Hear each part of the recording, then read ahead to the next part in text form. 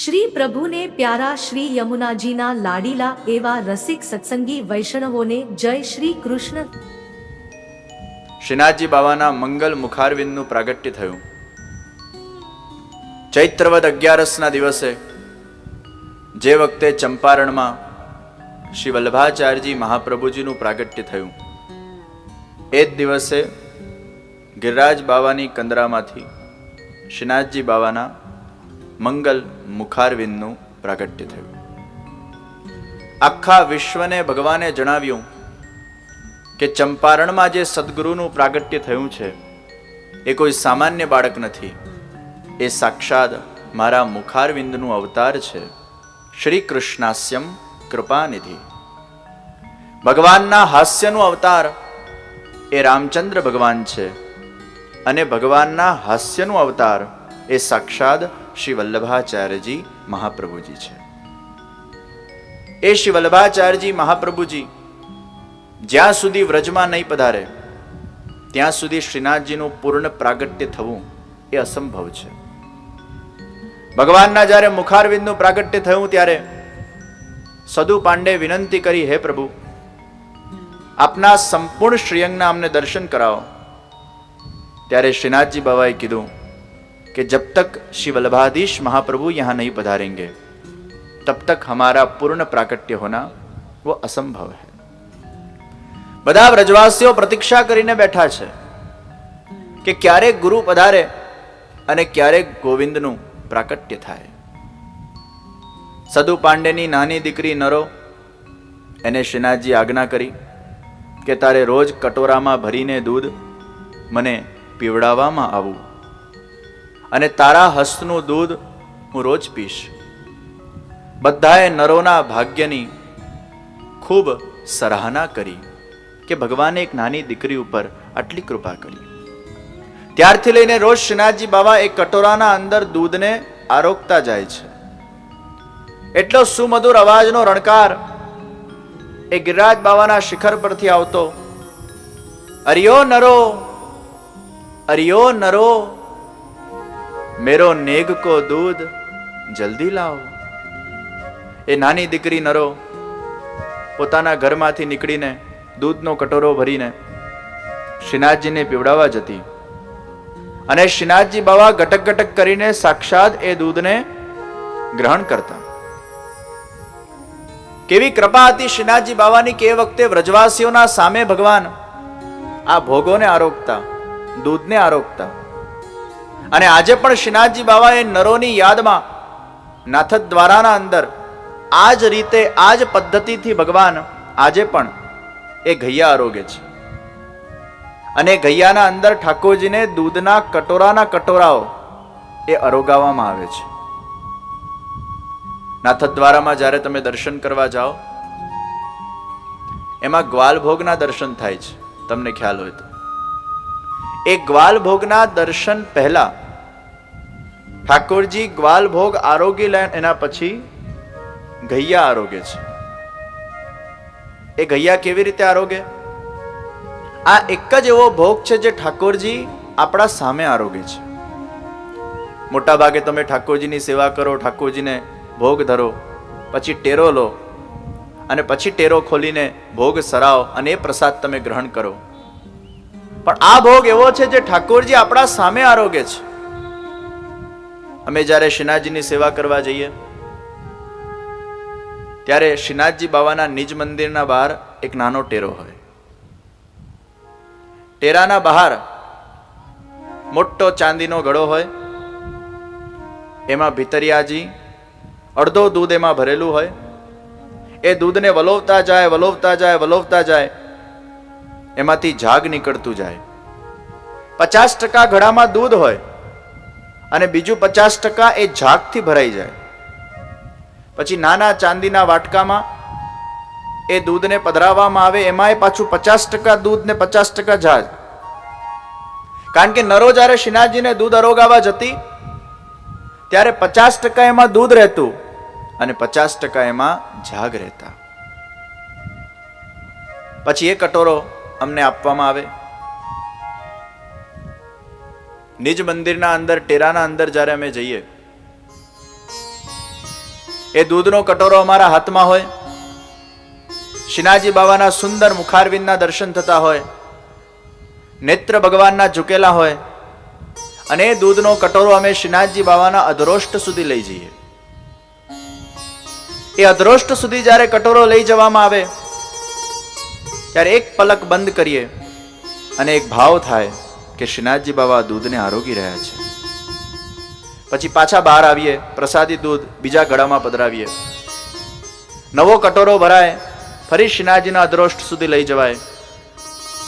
આ રીતે જ્યારે શ્રીનાથજી બાવાના અધરોષ્ટ સુધી કટોરો લઈ જવામાં આવે, એક બાજુ શ્રીનાથજી ગટક ગટક દૂધને પીતા હોય અને એક બાજુ શ્રીનાથજી બાવાના એ સુંદર સ્વરૂપનું આંખોથી પાન કરીને આપણે પણ ભગવાનના સ્વરૂપામૃતના ઘૂંટને પીતા હોઈએ. એક બાજુ શ્રીનાથજી બાવા દુગ્ધપાન કરે અને બીજી બાજુ શ્રીનાથજી બાવાનું સ્વરૂપામૃતનું પાન થતું હોય, તો જીવ દ્વારા કરેલી સેવા ભગવાન દુગ્ધપાન કરીને અંગીકાર કરે અને જીવ એ ભગવાનના સુંદર મુખારવિંદના દર્શન કરતા કરતા એ ભગવાનના સ્વરૂપામૃતનું પાન કરે. આંખોના માધ્યમથી ભગવાનના સ્વરૂપને મનમાં વસાવીને હૃદયના અંદર ઉતારવું, એનું નામ છે સ્વરૂપામૃતનું પાન. એક છે ભગવાનના કથાનું પાન, એક છે ભગવાનના સ્વરૂપનું પાન. કથાના માધ્યમથી, શબ્દના માધ્યમથી, કર્ણના માધ્યમથી ભગવાન હૃદયમાં પધારે એ કથામૃતનું પાન. પણ આંખના માધ્યમથી ભગવાન એ આપણા હૃદયમાં પધારે એ સ્વરૂપામૃતનું પાન.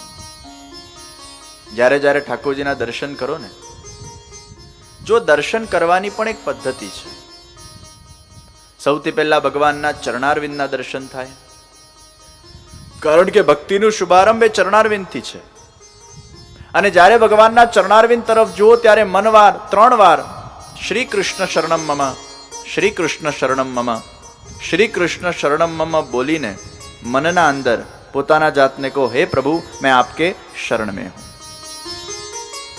પછી ભગવાનના હૃદયના દર્શન કરો. હૃદયના દર્શન કરતી વખતે 3 વાર મનમાં બોલો, શ્રી વલ્લભ શરણમ મમ, કારણ કે શ્રીનાથજીના હૃદયમાં કોણ બિરાજે છે? સાક્ષાત શ્રી વલ્લભ બિરાજે છે. અને વલ્લભ એટલે જે કૃષ્ણના પ્રિય છે એ શ્રી વલ્લભ છે. તો વલ્લભ જેના હૃદયમાં છે અને વલ્લભના હૃદયમાં જે છે એ શ્રી કૃષ્ણ છે. નમામિ હૃદય શેષે લીલાભ શિરાભ દિશાયનમ લક્ષ્મી સહસ્ત્ર લીલાભિ સેવ્યમાનમ કલાનિધિમ. શ્રી મહાપ્રભુજીના હૃદયના અંદર એ લીલા વિશિષ્ટ પૂર્ણ પુરુષોત્તમ નિકુંજ નાયક શ્રીનાથજી બાવા સાક્ષાત વસે છે. અને શ્રીનાથજીના હૃદયમાં સાક્ષાત એ ગુરુવર્ય શ્રી વલ્લભનું વાસ છે. એટલે જ્યારે શ્રીનાથજીના હૃદયના દર્શન કરો ત્યારે 3 વાર શ્રી વલ્લભ શરણમ મમ મનમાં બોલો અને હૃદય કમળના દર્શન કરો. એ હૃદયના દર્શનથી આપણા હૃદયમાં શ્રીનાથજીની ભક્તિ ખીલે.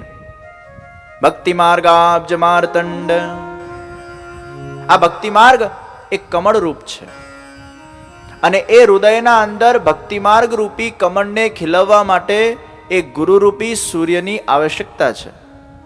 जब तक गुरु की कृपा नहीं होती है तब तक गोविंद की भक्ति वो हृदय के अंदर खिल नहीं पाती है. तो भगवान श्रीनाथजीના હૃદયના દર્શન કરતી વખતે શ્રી મહાપ્રભુજીનું સ્મરણ કરો, એ હૃદયમાં શ્રી વલ્લભના દર્શન કરો. 3 વાર શ્રી વલ્લભ શરણમ મમ. પછી ભગવાનના હસ્તના દર્શન કરો. કયો હસ્ત? જે ઊંચો ઉઠેલો છે. ये भगवान का जो ऊंचा हस्त है वो गिरिराज बाबा को धारण किए हुए हैं. ये निकुंज नायक છે, એ ગોલોક ધામનું પ્રતીક છે. તમને ગોલોક ધામ સુધી લઈ જવા માટે પધાર્યા છે. અને એ હસ્તના દર્શન કરીને હૃદયમાં ભાવ કરો, કારણ કે ભગવાન ક્યાંથી પધાર્યા છે? ગોલોકથી પધાર્યા છે. કોણા નાયક છે? નિકુંજના નાયક છે. નિકુંજ ક્યાં છે? ગિરિરાજ બાવાની તરેટીમાં છે. ગિરિરાજ બાવા ક્યાં છે?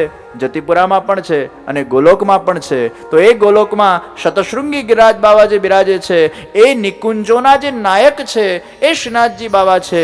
એ હસ્તનું ધ્યાન કરીને 3 વાર હરિદાસવર્ય શ્રી ગિરિરાજ ગોવર્ધનાય નમઃ, હરિદાસવર્ય શ્રી ગિરિરાજ ગોવર્ધનાય નમઃ. ગિરિરાજ બાવાનું સ્મરણ કરો. પોતાના જાતને કહો કે મારે આ નિકુંજ સુધી પહોંચવાનું છે. આ ભક્તિના માધ્યમથી પરમાત્માની એ સુંદર નિષ્કામ પ્રેમ લક્ષણા સેવાના માધ્યમથી આ નિકુંજ મને પ્રાપ્ત થવાની છે, એ મારું લક્ષ્ય છે. શ્રીનાથજી હસ્ત ઊંચો કરીને એ જીવને પોતાનું લક્ષ્ય દેખાડે છે કે तुम्हें कहां पहुंचना है, यहां तुम्हें पहुंचना है, ये तुम्हारा लक्ष्य है. પછી ભગવાનના મુખારવિંદના દર્શન કરો અને ભગવાનની મુસ્કાન કેવી છે, મંદ મંદ મુસ્કુરાહટ. અમારા શ્રીનાથજી બાબા અઠહાસ નથી કરતા, જોર જોરથી નથી હસતા. એ જોર જોરથી હસવું કેવું છે ખબર છે? દૂધમાં પેલો ઉભરો આવે ને, દૂધમાં ઉભરો આવે પછી તરત પાછું શાંત થઈ જાય, એ અઠહાસ, એ ઉભરાવાળું છે, પણ એ હૃદયથી થાય છે. એ અઠહાસ કંઈ ખોટું નથી, એ હૃદયનું હાસ્ય છે. એ બહુ ઓછા લોકો હસી શકતા હોય છે. અમુક લોકોની તો 32 જ દેખાતી ના હોય. એ હસવામાં કંજૂસી કરતા હોય. એટલે જે હસવામાં કંજૂસી કરે એની 32 ના દેખાય. મોડું બંધ કરીને હસે, પણ મોડું ખોલ ને ભાઈ, તને કે જાય છે. એમાં એનો અહંકાર આવે પાછો. ઇગોઇસ્ટિક લોકો હોય ને એ મોડું ખોલીને હસી નથી શકતા. પછી એક છે સ્માઇલ. આ સ્માઇલ કેવી હોય ખબર છે? આમ મોડું ખુલે ને તરત બંધ થઈ જાય. એટલે તમને કોઈ મળ્યું અને તમે એને સ્માઇલ આપી, એટલે આ સ્માઇલ એ મોડું ખોલીને તરત બંધ કરી નાખે. એટલે તમે અંદરથી નથી હસ્યા, પેલાને દેખાડવા માટે હસ્યા છો. તો સામેવાળાને દેખાડવા માટે હસવું એનું નામ સ્માઇલ. પણ તમને ખબર છે, જ્યારે તમે બહુ પ્રસન્ન હો છો ત્યારે ન તમે સ્માઇલ આપો છો, ન તમે જોર જોરથી હસો છો. પ્રસન્નતાનું પ્રતીક શું કે પ્રસન્ન જ્યારે તમે હો ત્યારે તમે મંદ મંદ મૂછના અંદર હસો છો. એટલે નથી કહેતા મૂછમાં કેમ હસો છો. मूछ के अंदर हंसना, मन में हंसना, अपने आप को प्रसन्न करना, और मंद मंद मंद मंद એ ઝરણું વયા કરે વયા કરે વયા કરે વયા કરે અને એવું વહેતું હોય છે કે જેના અંદર તમે અંદરથી પ્રસન્ન હો છો, અંદરથી આનંદ હો છો. એ મંદ મંદ મુસ્કુરાહટ એ કોની છે? એ અમારા શ્રીનાથજી બાવાની છે. એટલે અમારા શ્રીનાથજી બાવા મંદ મંદ હસે છે. એ ભગવાનના મુખારવિંદનું જ્યારે દર્શન કરો ને ત્યારે પંચાક્ષર મંત્ર મનમાં બોલવાનું, શ્રી કૃષ્ણ તવાસ્મી. હે કૃષ્ણ, હું તમારો છું, તમે અમારા છો. મંદ મંદ મુસ્કુરાહટ. તમારા ચહેરા પર પણ એ પ્રસન્નતા લાવીને ભગવાનના એ મુખારવિંદના દર્શન કરજો. અને મુખારવિંદના દર્શન કરતી વખતે એક ટગર ટગર આંખે જોતા નહીં, वो घूंट का पान करना है. તમે ઘૂંટડો લો ને અને આમ ગટગટ ગટગટ કરીને પી જાઓ ને તો એના અંદર બહુ મજા ના આવે. એ ઘૂંટડાને રસાસ્વાદન કરવું હોય તો પેલા મોઢામાં ભરવું પડે, પછી એને ઉતારવું પડે. આંખોને ટગર ટગર તમે જોયા કરો પલક ઝપકાવ્યા વગર, એને દર્શન ના કહેવાય. પહેલા તમે જુઓ, પછી આંખ બંધ કરો, ફરી આંખ ખોલો, આંખ બંધ કરો, ફરી આંખ ખોલો. એમ એક એક સ્વરૂપને જ્યારે તમે બંધ આંખ કરો છો ત્યારે મનમાં ભાવ કરો કે આ શ્રીનાથજી બાવાનું સુંદર સ્વરૂપ, આ શ્યામ સુંદર ભગવાનનું સ્વરૂપ, આ બાલકૃષ્ણ ભગવાનનું સ્વરૂપ એ મારા હૃદયમાં ને મનપટ ઉપર સમાઈ રહ્યું છે. અને એમ એમ ઘૂંટડા લેતા લેતા એ સ્વરૂપને મનમાં સમાવો અને ઘરે જઈને પછી આંખ બંધ કરીને એ સ્વરૂપનું ધ્યાન કરો, એ સ્વરૂપનું મનન કરો, એ સ્વરૂપનું ચિંતન કરો. તમારા મનના અંદર એ શ્રીનાથજી બાબા વસી જશે, તમારા હૃદયના અંદર એમનું સ્વરૂપ વસી જશે. પછી જુઓ તમને એ સ્મરણ કરવામાં કેટલી મજા આવે છે. અને આપણા હિન્દુ ધર્મશાસ્ત્રના અંદર આ દર્શનની બહુ સુંદર એક વ્યવસ્થા છે. તમે લોકો જોયું હશે કે સિનેમાના અંદર જ્યારે તમે જાઓ, એ સિનેમાના અંદર મોટું સ્ક્રીન હોય અને પાછળ પ્રોજેક્ટર હોય. તો પાછળથી દૃશ્યને ફેંકવામાં આવે. સ્ક્રીનમાં કંઈ હોતું નથી, સ્ક્રીન તો સફેદ હોય છે. પણ જે પિક્ચર જોવા જાઓ, અલગ અલગ પિક્ચરો ક્યાં સમાયેલી હોય છે? પ્રોજેક્ટરમાં હોય છે. એ પ્રોજેક્ટરમાંથી એ દૃશ્યને ફેંકવામાં આવે અને જ્યારે દૃશ્ય ફેંકવામાં આવે ત્યારે પેલી સ્ક્રીન એને કેચ કરે. સ્વરૂપ કંઈક તમને અલગ અલગ પ્રકારનું ભાસ થાય છે. અને એ ભગવાનના સ્વરૂપને એ દૃષ્ટિના માધ્યમથી પાછું મનને હૃદયમાં સમાવવું, એનું જ નામ દર્શન છે. તો ભગવાનના સ્વરૂપને સમગ્રતાથી આંખના દ્વારા પોતાના હૃદયના અંદર આસીન કરવું એ દર્શન છે. પણ એક વસ્તુ યાદ રાખજો, ભગવાનને કાન દ્વારા મનમાં લાવવા કે આંખ દ્વારા મનમાં લાવવા, આ બંનેના અંદર ભગવાનમાં ખોવાઈ જવું પડે. કથાને પણ જ્યારે તમે શ્રવણ કરતા હો ને કાનના દ્વારા, કર્ણના દ્વારા શબ્દને જ્યારે હૃદયમાં લાવતા હો ત્યારે તમારે ખોવાવું પડે. અને આંખ દ્વારા જ્યારે ભગવાનને પોતાના હૃદયમાં લાવતા હો ત્યારે પણ ખોવાવું પડે. જ્યાં સુધી વ્યક્તિ હું અને તું, એ તુંના અંદર હું સમાતું નથી, ત્યાં સુધી એ તું એ હુંના અંદર આવતો નથી. જ્યારે દર્શન કરીએ ત્યારે શું ભાવ છે? હું ભગવાનના દર્શન કરું છું. તો આ હું અને દર્શન અલગ થયા. જ્યારે કથા સાંભળી ત્યારે શું આવે? હું ભગવાનની કથા સાંભળું છું. તો હું અને કથા અલગ થયા. તમે જ્યારે સિનેમામાં પિક્ચર જોવા જાઓ ત્યારે હું સિનેમા જોઉં છું, સિનેમા ને હું અલગ થયા. પણ તમે જોજો, જ્યારે તમે સિનેમામાં પિક્ચર જોવા જાઓ ને ત્યારે શરૂઆતમાં તો હું અને સિનેમા એ અલગ છે. પણ જેમ જેમ એમાં રસ જાગૃત થતો જાય ને પછી 10, 15, 20 મિનિટ પછી એ હું જતું રહે છે. અને પછી તમે તમારા જાતને એ પાત્રના અંદર જુઓ છો. અને તમે જ્યારે તમારા જાતને એ પાત્ર માનવા લાગો છો ત્યારે જે પણ પિક્ચરના અંદર એ પાત્ર સાથે થાય છે તમે એવું જ માનો છો આ એના સાથે નથી થતું, આ મારા સાથે થઈ રહ્યું છે. એટલે પેલી ગ્લિસરીન રાખીને રડતી હોય ને તો અહીંયા બેન્જીન સાચા આંસુ નીકળી પડતા હોય છે. કારણ કે એવું માને છે કે આ મારા સાથે થઈ રહ્યું છે. આ હું અને તુંનો ભેદ હશે તો તમે પિક્ચરને એન્જોય નહીં કરી શકો, સિનેમાનું રસાસ્વાદન નહીં કરી શકો.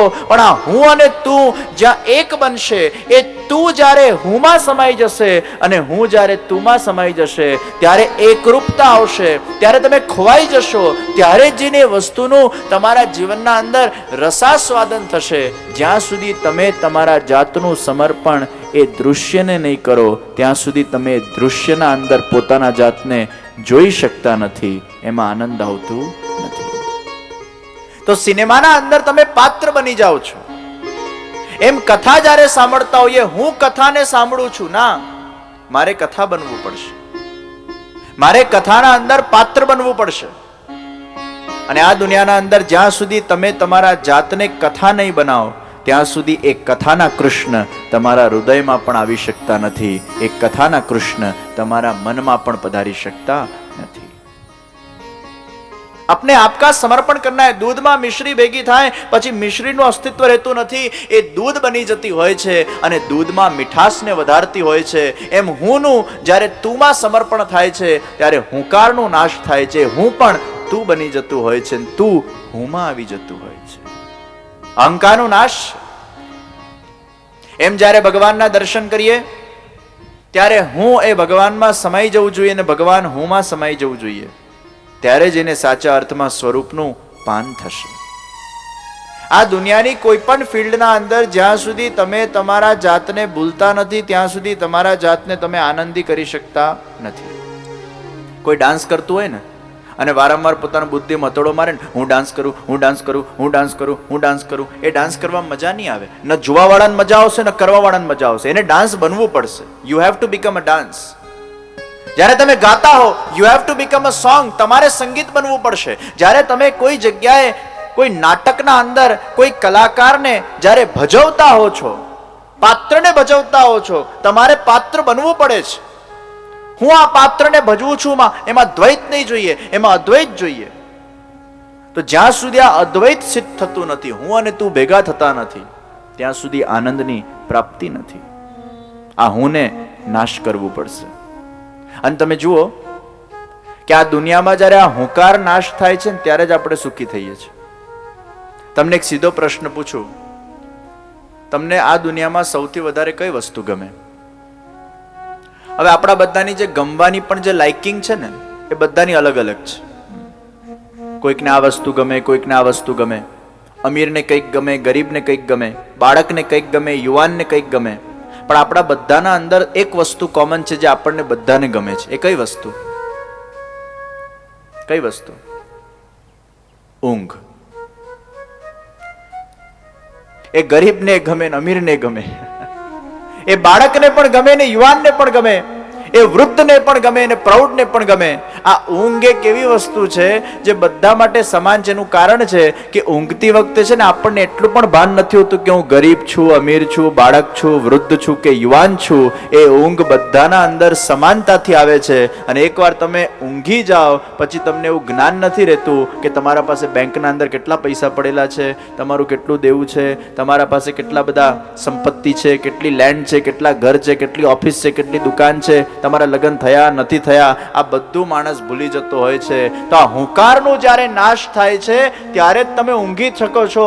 આ દુનિયાના અંદર ઊંઘ એ અહંકારથી નથી આવતી, અહંકારના નાશથી એ ઊંઘ આવે છે. તો વિચાર કરો કે જ્યારે તમે બધું ભૂલી જાઓ છો ત્યારે સૂઈ શકો છો, નહીં તો તમને ઊંઘ જ નથી આવતી. એટલે તો ઘણી વાર નથી કીધું બહુ દેવું થઈ ગયું હોય ત્યારે માણસ સૂઈ નથી શકતો. એનું કારણ છે કે એ વખતે માણસના મનમાં એ ભાવ છે કે મારું આટલું દેવું બાકી છે, નથી સૂઈ શકતો. તો ઊંઘવાના અંદર માણસ ભૂલી જાય છે. ગરીબનું ખાટલું હોય કે અમીર માણસ એસી બેડરૂમમાં સૂતો હોય, જ્યારે તંદ્રામાં પહોંચી જાય છે, નિદ્રામાં પહોંચી જાય છે, ત્યાં ન તો એને ગરીબીનું ખ્યાલ રહે છે, ન ખાટલાનું ખ્યાલ રહે છે. એ પહોંચી જતો હોય છે એક દુનિયામાં, કારણ કે એને શાંતિ મળે છે, બધું भूली गयो છે. तो जब तक भूलोगे नहीं अपने आप को, तब तक इस विश्व में कभी भी शांति नहीं मिलेगी. तो स्वरूप के द्वारा भगवान को मन में लाना वो स्वरूपामृत का पान है, और कथा के शब्दों के द्वारा भगवान को मन में लाना वो कथामृत का पान है. नरो એ દૂધના કટોરા ભરી ભરીને રોજ શ્રીનાથજી બાવાને અરોગાવા જાય છે. આજે પણ શ્રીનાથજી બાવા નાથદ દ્વારામાં એ નરોના ભાવથી ગ્વાલ ભોગ પછી ઘૈયા આરોગે છે. અને આજે પણ દૂધના કટોરાઓ એ નાથ દ્વારાના શ્રીનાથજી બાવા એ નરોની યાદમાં આજે પણ અરોગતા જાય છે. ભગવાન ભક્તને ક્યારે પણ ભૂલતા નથી. અરે ભક્ત ભલે ભગવાનને ભૂલી જતો હોય, પણ અમારા શ્યામ સુંદર એકવાર જેનો અંગીકાર કરે, સ્વીકાર કરે, એકવાર એના સાથે નાતો જોડાય, પછી શ્યામ સુંદર એને ક્યારે પણ ભૂલતા નથી. ભક્ત ભલે અટવાઈ જતો હોય સંસારમાં, મોહમાં, માયામાં, અરે ભક્ત ઘણીવાર પોતાના લૌકિક માંથી પ્રગટ થયા જે જીવો છે એ ભગવાનના દૈવી જીવો છે.